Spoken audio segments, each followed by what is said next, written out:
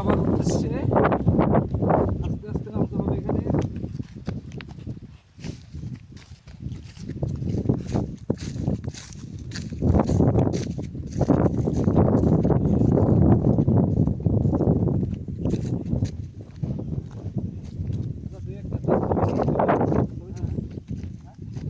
Video করতেছি, video করে চলে আসছি, তখন ফিরবো না। হ্যাঁ,